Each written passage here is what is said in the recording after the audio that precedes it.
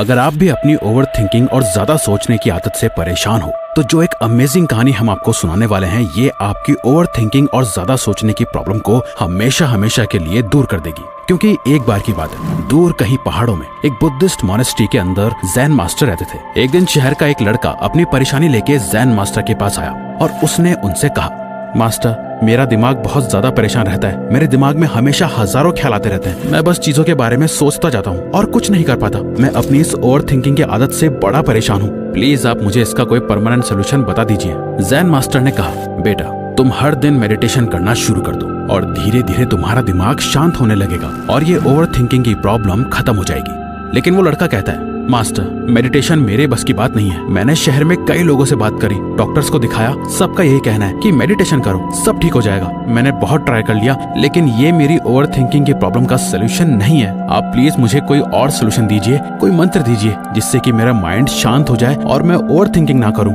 Jain master उसकी बात सुनते रहे और कहा, ठीक है बेटा परेशान मत हो, मैं तुम्हें एक ऐसा मंत्र देता हूँ जिससे तुम ओवर थिंकिंग नहीं करोगे। जैन मास्टर ने उस आदमी के कान में एक मंत्र कहा और बोले, बेटा हर दिन बैठ के ये मंत्र पढ़ते रहना, इससे तुम एकदम शांत फील करोगे। ये सुनकर लड़का बहुत खुश हुआ। मास्टर को थैंक्स बोल के वो वहाँ से जाने लगा। तभी जैन मास्टर ने उससे बुलाया और कहा, सुनो बेटा बस एक बात याद रखना, इस मंत्र को पढ़ते हुए बंदर के बारे में मत सोचना वरना ये मंत्र काम नहीं करेगा। वो लड़का कंफ्यूज हो जाता है। वो कहता है, मास्टर बंदर से मेरा क्या लेना देना, भला मैं क्यों बंदर के बारे में सोचूंगा।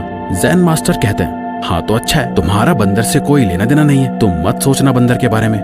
ये बात सुनकर वो लड़का वापस अपने शहर चला जाता है और जैन मास्टर के दिए हुए मंत्र को पढ़ने बैठता है। पढ़ते पढ़ते उसे जैन मास्टर की वो बात याद आती है, बंदर के बारे में मत सोचना वरना ये मंत्र काम नहीं करेगा। इसके बाद उसके दिमाग में बंदर की इमेजेस आने लगती हैं। वो बहुत कोशिश करता है और बंदर के थॉट्स को इग्नोर करने का ट्राई करता है, लेकिन वो जितना ज्यादा बंदर के बारे में सोचना इग्नोर कर रहा होता है उसे उतना ही ज्यादा बंदर दिखाई देने लगता है। वो मंत्र को जोर जोर से चिल्लाने लगता है और थोड़ी ही देर बाद उसके दिमाग में बंदर ही बंदर घूम रहे होते हैं। वो थोड़ा ब्रेक लेता है और अगले दिन फ्रेश होकर प्रैक्टिस करने बैठता है। जैसे ही वो आंखें बंद करता है उसे फिर बंदर दिखाई देने लगता है। वो धीरे धीरे पागल होने लगता है। उसे रात को सोते हुए दिन में हर जगह बंदर दिख रहे होते हैं। वो परेशान होकर अगले ही दिन वापस मॉनेस्ट्री में जाता है और जैन मास्टर से मिलता है। मास्टर ये कैसा मंत्र दिया है, कल तक तो मैंने कभी बंदर के बारे में सोचा भी नहीं था और अब मेरे दिमाग में से बंदर जाने का नाम ही नहीं ले रहे हैं, मैं क्या करूं।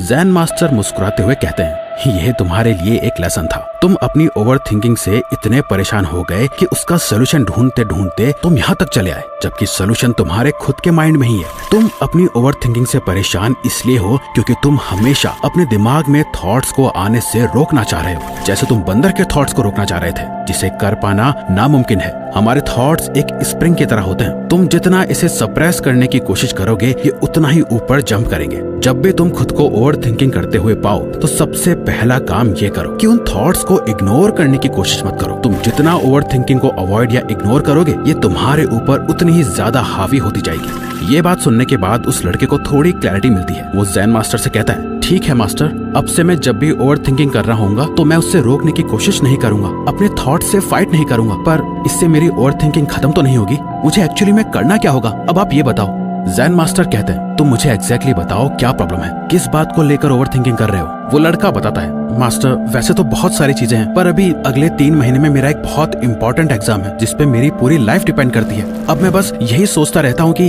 उस एग्जाम में क्या होगा, कैसे होगा, एग्जाम क्लियर नहीं हुआ तो क्या होगा, अगर हो गया तो उसके बाद क्या सब अच्छा होगा या मुझे किसी और चीज पे फोकस करना चाहिए। ऐसे बहुत से ख्याल मेरे दिमाग में हमेशा रहते हैं। ये बात सुनते हुए जैन मास्टर कहते हैं, देखो।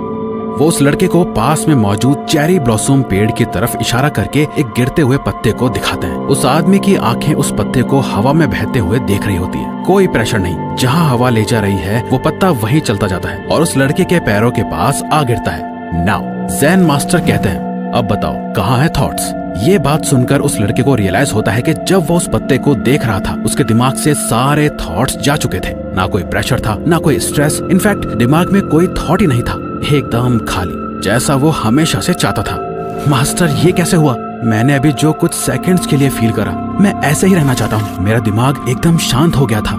जैन मास्टर कहते हैं, ओवर थिंकिंग में तुम क्या कर रहे होते हो, तुम अपना सारा टाइम अपने दिमाग के अंदर स्पेंड कर रहे होते हो। अपने थॉट्स और विचारों से लड़ रहे होते हो, उसमें इंडल्ज होने में, अच्छी बुरी सारी बातें अपने दिमाग में बार बार रिपीट करने में तुम भूल जाते हो कि तुम्हारे बाहर भी एक दुनिया है, एक लाइफ है जो पास्ट और फ्यूचर से हटके है। वो लाइफ है तुम्हारे प्रेजेंट मोमेंट की। तुम्हारा जितना भी स्ट्रेस है, एंजाइटी है, ओवरथिंकिंग है, ये सब कुछ पास्ट या फ्यूचर में एग्जिस्ट करता है और तुम्हारे प्रेजेंट मोमेंट में ही पीस है। तुमने जो अभी एक्सपीरियंस करा उसे माइंडफुलनेस कहा जाता है, जहाँ तुम अपना सारा अटेंशन प्रेजेंट पे ले आते हो और पीस फील कर पाते हो। ये सुनकर वो लड़का ज़ेन मास्टर से कहता है, मास्टर मैं और ज्यादा माइंडफुल होना चाहता हूँ, पर अपनी ये डेली की बिजी लाइफ में कैसे माइंडफुल हो सकता हूँ? इस पे ज़ेन मास्टर रिप्लाई करते हैं, जब तुम खाना खाओ तो सिर्फ खाना खाओ, जब तुम चलो तो सिर्फ चलो।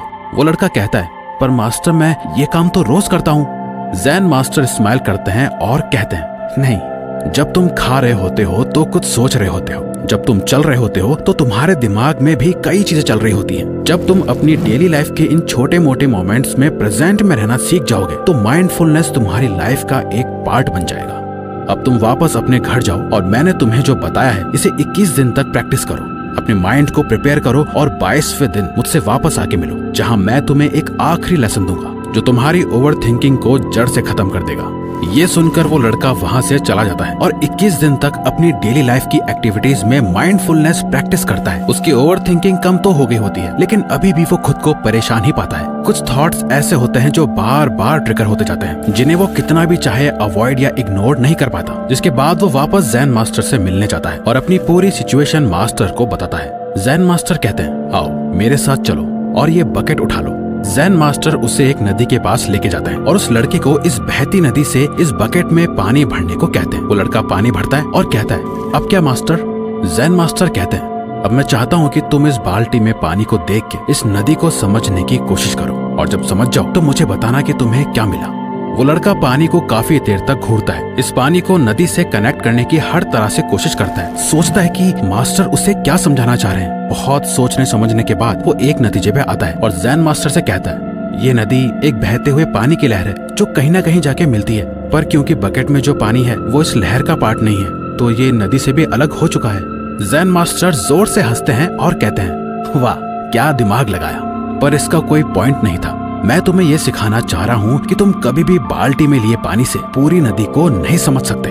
नदी को समझने के लिए तुम्हें इस बहती नदी को एक्सपीरियंस करना होगा। तुम्हारी पूरी लाइफ इस एक नदी की तरह है और तुम एक बाल्टी में पानी भर के जो है तुम्हारे थॉट्स, उस पूरी नदी को समझने की कोशिश करने में लगे हुए हो, जो है तुम्हारी लाइफ। लाइफ को समझने के लिए तुम्हें लाइफ को एक्सपीरियंस करना होगा। तुम्हारे ये थॉट्स तुम्हारी लाइफ नहीं है, तुम जीते हो अपने एक्शन से। हर दिन उठकर तुम पूरा दिन क्या काम करते हो इस बात पे तुम्हारी लाइफ डिपेंड करती है, न कि इस बात पे कि हर दिन उठकर तुम पूरा दिन क्या सोचते हो। इसीलिए अपने थॉट्स और विचारों को इतनी ज्यादा इम्पोर्टेंस देना बंद करो। अब तक मैंने तुम्हें जो कुछ भी सिखाया उसे समरी बना दिया जाए तो ऐसे समझो, जब भी तुम ओवर थिंकिंग कर रहे हो तो बस ये 3 काम करो। सबसे पहले तो अपने थॉट्स और विचारों से लड़ो मत, उन्हें एक्सेप्ट करो, उन्हें अवॉइड करने की कोशिश मत करो। जो थॉट्स आ रहे हैं उन्हें आने दो। दूसरा, अपने दिमाग से बाहर आ जाओ, इमीडिएटली अपना फोकस प्रेजेंट मोमेंट पे लेके आओ। अपने आसपास देखो क्या हो रहा है, तुम क्या कर रहे हो, माइंडफुल हो जाओ। लास्ट, अब एक जगह शांति से बैठो,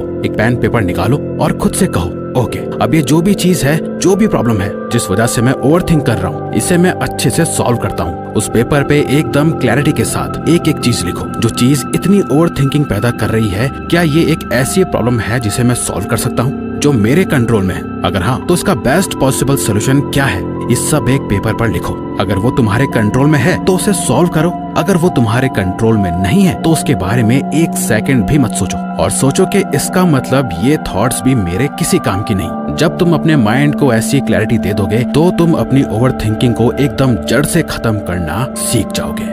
तो अगर आपको ये वीडियो अच्छी लगी तो वीडियो को लाइक और चैनल को सब्सक्राइब करके हमें सपोर्ट करो और बेल नोटिफिकेशन ऑन कर लीजिएगा ताकि आप आने वाली वीडियोस मिस ना कर पाओ। Thank you for watching.